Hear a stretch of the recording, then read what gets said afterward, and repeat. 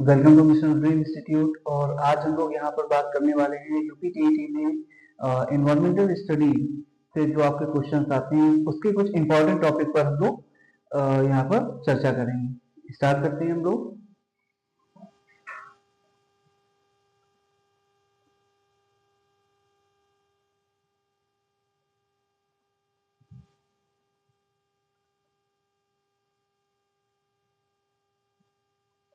हरित क्रांति, जिसमें से आपका एक क्वेश्चन लगभग हर बार मिलता ही मिलता है।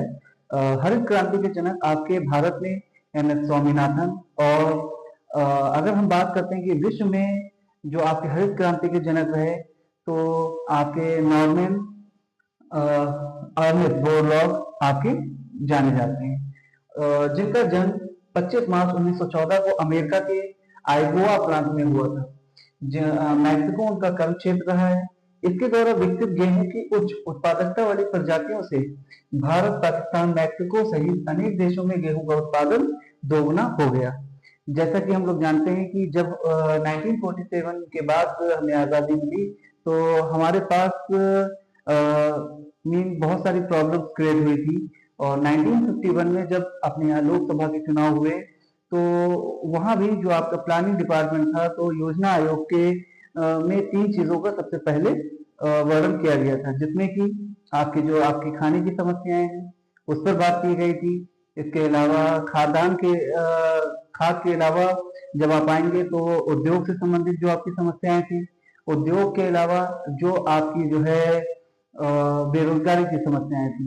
और इसी तरह अगर हम लोग यहाँ पर बात करते हैं तो जो एम.एस. स्वामीनाथन है तो इसीलिए उनको हम भारत में हरित क्रांति के जनक के रूप में जानते हैं, क्योंकि जो भी उत्पादकता थी, गेहूं की गुणवत्ता में जो भी बदलाव हुए और उससे कि कई गुना ज्यादा हम पहले से उत्पादन कर रहे हैं वर्तमान समय में। चलिए आगे हम लोग शुरुआत करते हैं।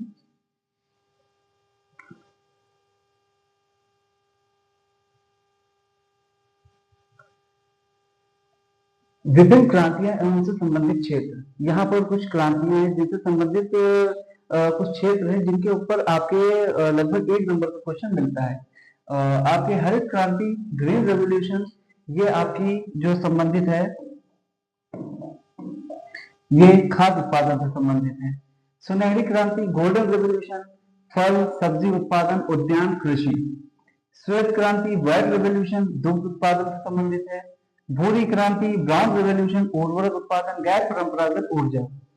और नीली क्रांति, ब्लू रेवोल्यूशन, मत्स्य पालन से। लाल क्रांति, रेड रेवोल्यूशन, मांस या टमाटर उत्पादन से। काली क्रांति आपकी जो संबंधित है वो आपके पेट्रोलियम उत्पादन से है। गोल्ड क्रांति, ब्राउन रेवोल्यूशन, आलू उत्पादन से संबंधित है। पीली क्रांति, येलो रेवोल्यूशन, तिलहन उत्पादन से। गुलाबी क्रांति, पिंक रेवोल्यूशन, मांस निर्यात, झींगा मछली उत्पादन और प्याज उत्पादन से संबंधित है। यहीं पर हम लोग बात करेंगे। भारत में सर्वप्रथम जी.बी. पंत कृषि एवं प्रौद्योगिकी विश्वविद्यालय पंतनगर उत्तराखंड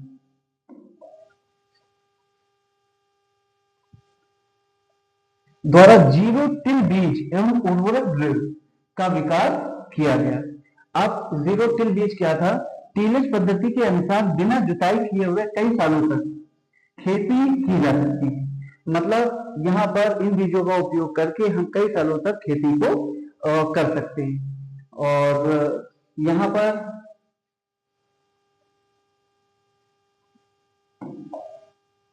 अगला टॉपिक जो हम लोगों का है वो आपका है क्षेत्रफल से संबंधित। भारत विश्व में क्षेत्रफल की दृष्टि से 7वां स्थान है, ये हम लोग जानते हैं। लेकिन अगर यहीं पे हम लोग बात करेंगे तो इससे पहले कौन से देश आते हैं और इसके बाद में कौन से देश आते हैं, ये एक यहाँ पर महत्वपूर्ण प्रश्न है।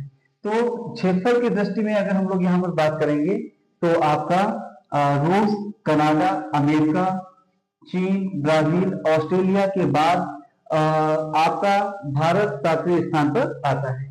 तथा जनसंख्या की दृष्टि से अब ये प्रथम देश हो गया है। जनसंख्या की दृष्टि से भारत प्रथम और चीन द्वितीय हो गया है। और बड़ा देश है। भारत में वर्तमान में आपके 28 राज्य और 8 संघ राज्य क्षेत्र हैं। इसका कुल क्षेत्रफल 32,87,263 वर्ग किलोमीटर है, जो कि क्वेश्चन आपका पहले भी टीईटी में आ चुका है, जो संसार के समस्त क्षेत्रफल के स्थलीय भाग का लगभग 2.4% है। भारत में संपूर्ण विश्व की 17.5% जनसंख्या निवास कर रही है। यह आंकड़ा 2011 की जनगणना के अनुसार है। अंतिम आंकड़ों के 2011 के जनगणना के अंतिम आंकड़ों के अनुसार भारत में मुख्य भूमि का विस्तार उत्तर से दक्षिण तक 3,214 किलोमीटर तथा पूर्व से पश्चिम तक आपका 2,933 किलोमीटर है। भारत के कुल क्षेत्रफल का 32,87,263 वर्ग किलोमीटर में गैर कानूनी ढंग से पाकिस्तान के कब्जे वाला, जो कि प्रेजेंट टाइम में आपके पाकिस्तान के कब्जे में है, 78,114 वर्ग किलोमीटर क्षेत्र पाकिस्तान द्वारा गैर कानूनी ढंग से चीन को दिया गया। 5,180 वर्ग किलोमीटर क्षेत्र तथा गैर कानूनी ढंग से चीन के कब्जे वाला 37,555 वर्ग किलोमीटर क्षेत्र शामिल है। 2001 की जनगणना के अनुसार भारत में लगभग 6,38,588 गांव थे, जबकि 2011 की जनगणना के अंतिम आंकड़ों के अनुसार गांव की संख्या 6,40,932 है। नेक्स्ट अगले टॉपिक से हम लोग स्टार्ट करेंगे। यहाँ पर आपको जो भी ये टॉपिक हम बता रहे हैं, ये टॉपिक ऐसे हैं जिसमें से लगभग 2-3 बार क्वेश्चन रिपीट भी होंगे और इस बार भी आने की पूरी प्रोबेबिलिटी है, पूरी संभावना है कि वो आ सकते हैं। जैसे कि भारत एवं कर्क रेखा, ये आपका भारत का नक्शा है और इसमें हम लोग देख सकते हैं जो ये आप डॉट डॉट डॉट डॉट, ये देखिए एक लाइन चलती चली जा रही, ये हमारी कर्क रेखा है, जो कि भारत में आप देखेंगे गुजरात, मध्य प्रदेश, छत्तीसगढ़, झारखंड, आपका वेस्ट बंगाल, पश्चिम बंगाल और फिर त्रिपुरा और आपका मिजोरम, इतने राज्यों से होकर के निकलती है। और यहां पर आप देख सकते हैं विषुवत रेखा के उत्तर में स्थित 23 डिग्री और 30 सेल्सियस उत्तरी अक्षांश को कर्क रेखा कहा जाता है। कर्क रेखा भारत के लगभग मध्य से होकर गुजरती है। कर्क रेखा भारत के कुल 8 राज्यों से होकर गुजरती है, जिसमें गुजरात, राजस्थान, मध्य प्रदेश, छत्तीसगढ़, झारखंड, पश्चिम बंगाल, त्रिपुरा और मिजोरम है। और इसमें से लगभग एक क्वेश्चन आपका जरूर उठा के दिया जाता है। दूरस्थ बिंदु अगला टॉपिक हम लोगों का है। भारत के पूर्वी एवं उत्तरी गोलार्ध में स्थित भारत में सर्वाधिक पूर्वी राज्य अरुणाचल प्रदेश, पश्चिमी राज्य गुजरात, उत्तरी राज्य जम्मू कश्मीर और दक्षिणी राज्य तमिलनाडु है। भारत के इतने बृहद क्षेत्रफल के 4 सुदूर बिंदु इस प्रकार है। इसको हम लोग मैप में पहले देखेंगे, आप यहां पर देख सकते हैं।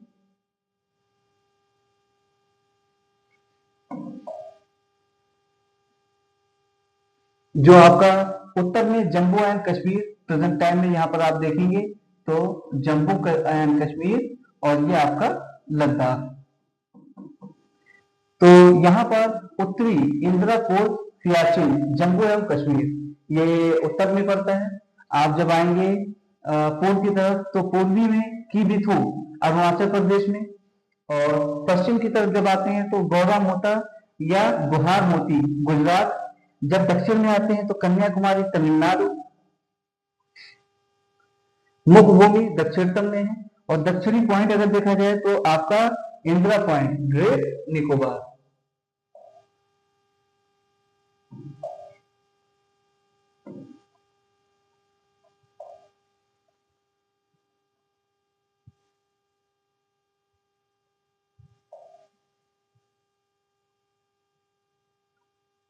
सूरज पश्चिम बिंदु आपका जो दिया गया है वेस्टर्न पॉइंट गौरी मोता, गौरा मोती या गुहार मोती गुजरात में, और सुदूरस्थ पूर्वी बिंदु जो आपका दिया गया है तिब्बतो अरुणाचल प्रदेश है। ये कुछ ऐसे पॉइंट हैं जो कि बार बार हर बार रिपीट होते ही होते हैं। और इसी के साथ हम लोग अपने अगले स्टेप पे बढ़ते हैं, जो हम लोग का अगला पॉइंट है, जो आपके सीमावर्ती देश हैं। इसमें से तो लगभग क्वेश्चन आना ही आना है।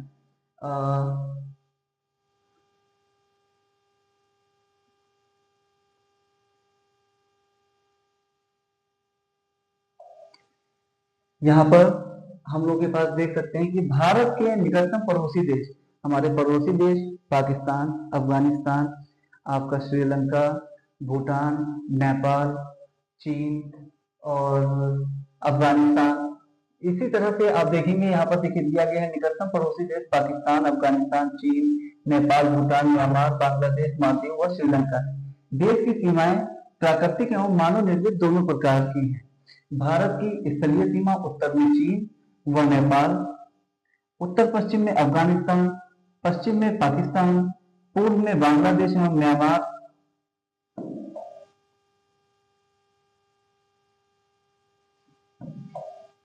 और उत्तर पूर्व में भूटान से मिलती है।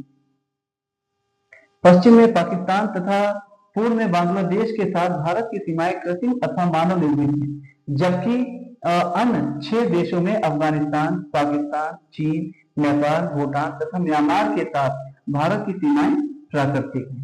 जैसे कि कृत्रिम, जो कि यहाँ पर आप जान सकते हैं, कृत्रिम जो मानव के द्वारा निर्मित की गई हो, और प्राकृतिक जो प्राकृतिक जैसे पहाड़ है, नदियां हैं, इनसे जो क्षेत्र आपके अलग हो रहे हैं वो आपके प्राकृतिक हो गए। प्राकृतिक तौर पे जो सीमाएं आपकी थी वो कहाँ आपको मिलती हैं, जैसे कि कृत्रिम तौर पर आपका हो गया था पाकिस्तान और बांग्लादेश।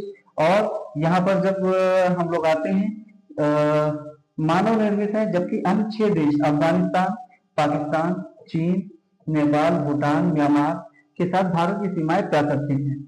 पड़ोसी देश, पड़ोसी देश में हमारा जैसे पाकिस्तान की सीमा को स्पर्श करने वाला राज्य जम्मू कश्मीर, पंजाब, राजस्थान व गुजरात। अब देखिए यहाँ पर क्या पूछ लेता है, जैसे कि यहाँ पर क्वेश्चन आपका दे दिया गया कि पाकिस्तान को कौन सी सीमाएं स्पर्श करती हैं, तो भारत के राज्य से अगर देखा जाए तो जम्मू कश्मीर, पंजाब, राजस्थान व गुजरात आपका है। इसी तरह से अफगानिस्तान की सीमा को स्पर्श करने वाला राज्य जम्मू कश्मीर, चीन की सीमा को स्पर्श करने वाला राज्य जम्मू कश्मीर, हिमाचल प्रदेश, उत्तराखंड, सिक्किम तथा अरुणाचल प्रदेश है।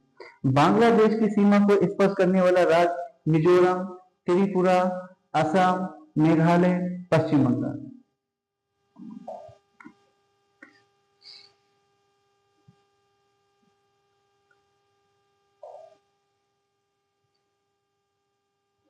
म्यांमार, म्यांमार की सीमा को स्पर्श करने वाला राज्य अरुणाचल प्रदेश, नागालैंड, मणिपुर, मिजोरम। म्यांमार को लैंड ऑफ गोल्डन पैगोडा भी कहते हैं। इसमें अरुणाचल प्रदेश की सर्वाधिक सीमा म्यांमार से स्पर्श करती है। नेपाल, नेपाल की सीमा को स्पर्श करने वाला राज्य उत्तराखंड, उत्तर प्रदेश, बिहार, पश्चिम बंगाल और सिक्किम है। भूटान, भूटान की सीमा को स्पर्श करने वाला राज्य पश्चिम बंगाल, सिक्किम, अरुणाचल प्रदेश, असम। और भूटान को लैंड ऑफ द थंडरबोल्ट भी कहा जाता है।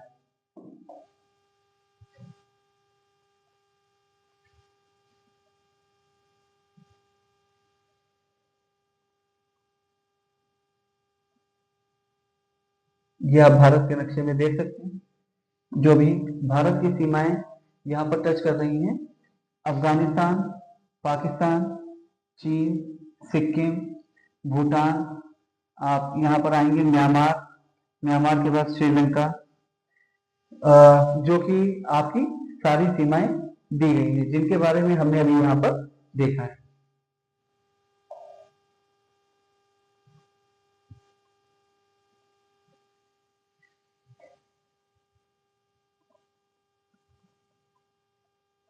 अब उत्तर में हिमालय, दक्षिण पूर्व में बंगाल की खाड़ी, दक्षिण में हिंद महासागर तथा दक्षिण पश्चिम में अरब सागर भारत की प्राकृतिक सीमाएं निर्धारित करती हैं। अब जैसे कि अभी हम लोग ऊपर मैप में देख भी चुके हैं कि जो आपका उत्तर में हिमालय, दक्षिण पूर्व में बंगाल की खाड़ी और दक्षिण में हिंद महासागर तथा दक्षिण पश्चिम में अरब सागर भारत की प्राकृतिक सीमाएं निर्धारित करते हैं।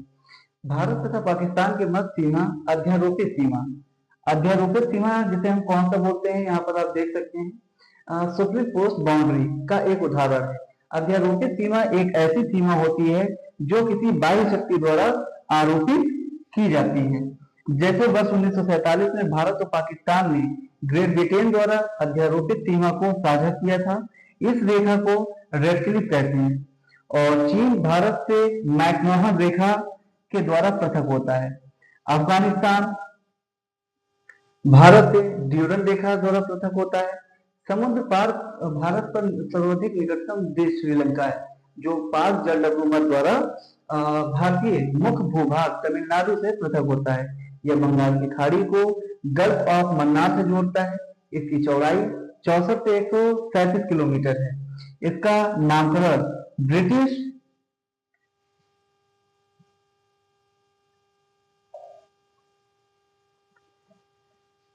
जैसा कि हम लोगों ने अभी देखा, इनका नामकरण ब्रिटिश भारत में तत्कालीन मद्रास प्रेसिडेंट के गवर्नर ने 1755 से 63 में रॉबर्ट क्लॉक के नाम पर किया गया है।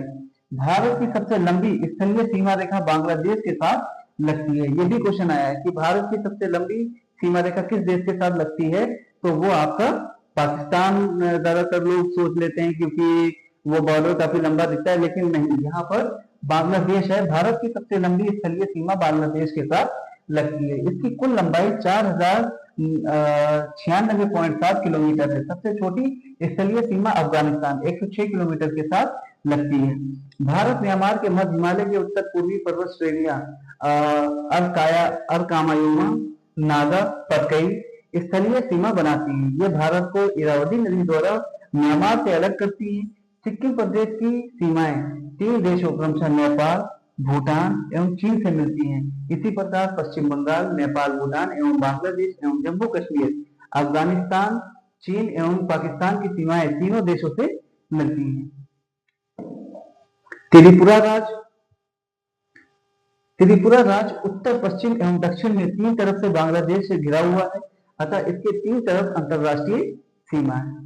ये जो मैंने आपको अभी पॉइंट सारे बताए हैं, ये ऐसे पॉइंट हैं जिसमें से आपको लगभग 4 से 5 नंबर के क्वेश्चन आराम से मिल जाएंगे। अगर आपको ये वीडियो पसंद आई है तो आप हमारे चैनल को सब्सक्राइब कर सकते हैं और ऐसे ही और वीडियो भी आपको मिलते रहेंगे। Thank you, have a nice day.